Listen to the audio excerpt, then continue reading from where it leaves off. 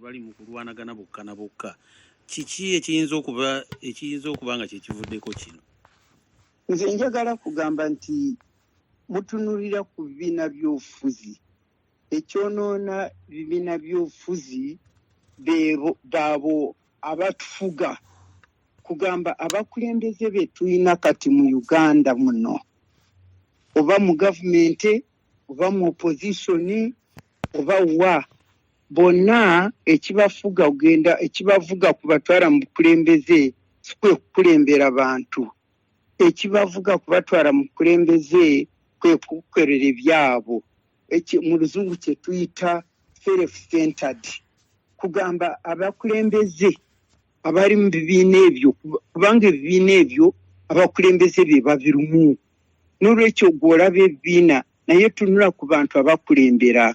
Kugamba ekibafuga tujjamu ki? Self-centered and power oriented. Baagala bafune obuyinza babukozese ku lw'embuto zaabwe n'ebyabwe bibakwatako. So si kufuna obuyinza kubukozesa okuweereza abantu.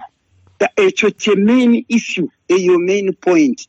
N'olwekyo kati yo abali mu gavumenti bonna abo bo kye baagala kwe kulaba nti basigala mu bukulembeze ennaku zonna nga batunula ku mbuto zaabwe so si ku bantu. Ekibafuga si kulaba nti balina okulabirira abantu. N'olwekyo abo ab'obukulembeze aba gavumenti n'ekibiina ekyabwe by the way muleme okukivaako mu aba media.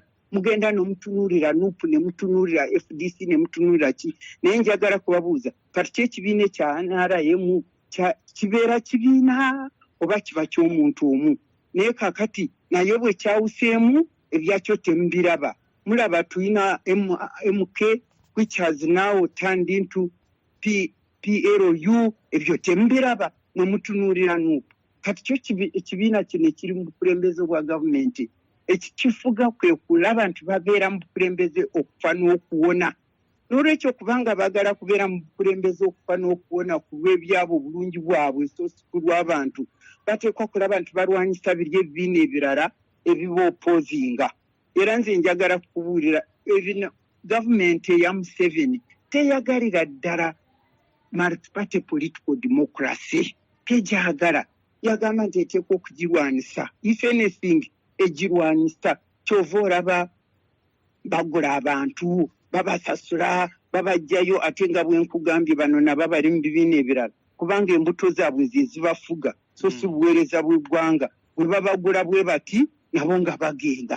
Kugamba the issue is abakulembeze abatukulembera abali mu bibiina ebyo. Gavumenti eyagala kubeera mu bukulembeze ennaku zonna, kaakati eteekwa kulwanyisa bano kubanga bwe balaba nti nabwe ekyabateekayo mu bukulembeze nabwo embuto zaabwe n'okwefaako bookka. Ate gavumenti erina ssente negamba katubagule bonna tubajjeyo ebibiina biveewo bireke okukulembera. Kati confusion yonna eri awo nze njiraba, naye nze ngamba Katonda naye abiraba, kubanga confusion egyo gwe bw'ogiraba omanyi nti era bagenda bali mu kkubo.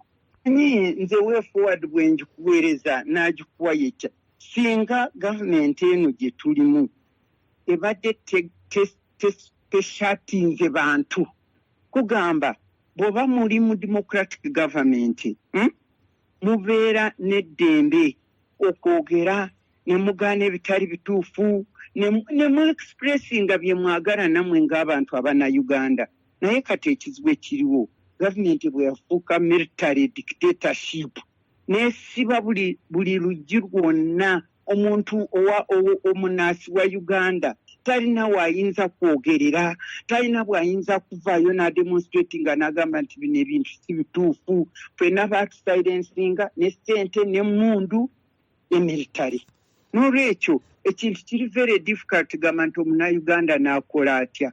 Kujjako ffe abannayuganda abatuuna bali batubwe bati n'oyogera, n'abalala bonna batidde emirimu yaabwe, batidde okubatta, batidde kugamba nti eddembe lyonna teririiwo. Nze nkubuulira ekyenjagala kugamba abannayuganda nti tukole tutya. Buli munnayuganda yenna singa ategeera nti eggwanga gye liraga wabi, tetulina gye tulaga. Twali tulowooza nti twadvansinga naye we tutuuse tetuli ku advancinga y'omu yenna n'agamba nti kakati nze nkole mulimu ki, what is my part, what role, nzaana ekitundu kikulaba nti nkontributinga kukuggyako bino ebiriwo netutandika obupya, Uganda netandika okuba mpya. Nze nga nze ondaba, nze naawe katoli ku radio obuuza, nze nange ndi wano njogera, nze njogera nsomesa abantu bane mulina okutegeera ekizibu ekiriwo kyekino nakino nakino.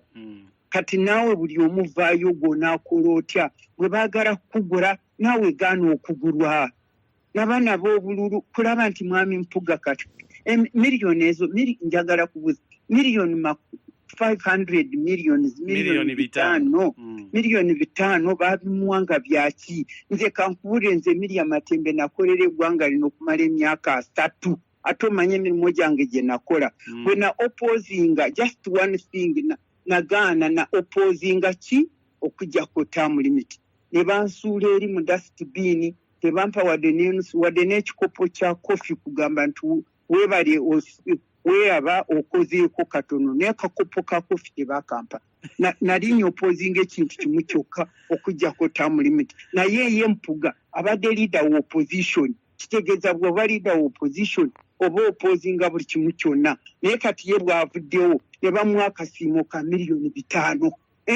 Yapo awopozinze byonna ne bamuwa akasiimo ka miliyoni 5. Nze ninyo opposinga okujjako term limit nkoze emyaka yange 3 ne bampa nothing. Kati abantu ekyo tebakiraba ne balaba nti buno buyayi, integrity teriwo, byonna ebintu kugamba tubigaane. Kati nawulira ab'Amasaka, kati Abaganda, kati ekibiina kya NUP bakisse, kubanga Abaganda basituse ne bagamba ffe Abaganda kimanyi kino na kino mu kifo ky'okulaba nti nedda Mpuuga okoze bubi. Ab'opposition tebandikoze bwe batyo. Abantu bali mu nnaku nnene. Saawa eno nawulidde ku news the other day Mpuuga nga tanafuna 5 ebyo. Nawulira nti abantu ba gavumenti abali mu gavumenti tebajja kufuna musaala gwabwe ogujja kujja leeti. Okiraba ati nempulira ngu speaker nawe simanyi 600 million ngwagende ku holiday kugamba bannayuganda basirise. Nze simanyi, nze Katonda wange ono wensaba emusana n'ekiro wengamba nti ajja kununula Uganda eno. Onakola tutya ate Katonda agamba muleke okutya nze ndi namwe. Ate Uganda yaffe twagizimba ku musinge gwa Katonda, tugamba for God and my country ye moto yaffe ku lwa Uganda ne ku lwa Katonda n'eggwanga lyange. Kati Katonda abantu bamuvuddeko bali awo batidde. What is this? Musi Katonda waffe ajja atununire. Bwe tusoma Bible tugamba nti buli kiseera abaana ba Isirayiri bwe basobya ne bakola obubbi ne bakola obuyayi nga Katonda Uganda kyekola, ne bava Katonda agibonereza, era tuli ku kibonerezo kya Katonda. Naye bwe bavaayo ne bamukaabira abajjukira n'abanunula. Nze mbagamba mu Uganda mbakubira mulanga muveeyo tukabire Katonda we kayajja kutununula kye tuli ku.